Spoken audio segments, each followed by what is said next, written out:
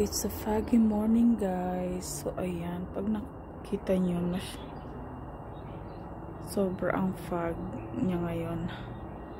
Pag nagsasalita si Ninang, parang ano. So, it's a foggy morning. Ayan, no? Ang ano ng umaga natin ngayon. Diba, guys? Nilalamig pati halaman natin, guys. Oh. Natutuwa lang ako kasi ito lang. Wait lang, guys. Flex ko lang yan. Nakasurvive na siya. Oh, maliit yan. Kapamilya din yan ng cactus. Parang ito, yan. Yan. Pero ito, trying to survive. Ito, ewan ko. Tsaka, ayan pa isa. Oh, ganda, guys, diba?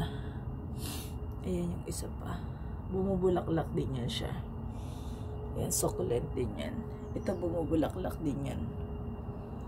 Ayan, split rock. So, ayan, as you can see. Diba? Tingnan nyo naman ang kulay ng ating ano. Ayan. Foggy morning. Diba, guys? Kung makikita nyo, pag sumilip ako dun sa bintana ko, wala akong makita kasi nagmumoy siya, guys.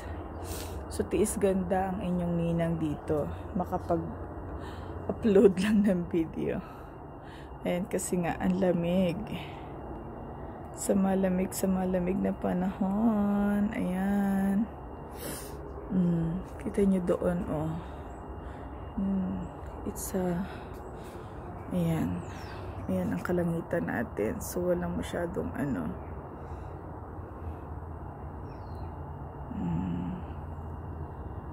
Foggy morning. Ayan yung ating rose na yellow na doon sa dulo doon. Nag-iisa. Pero lumalaban. Hala, pag nagsasalita ako talaga nagaano. Ayun. So, doon. Mga ibon nilalamig din.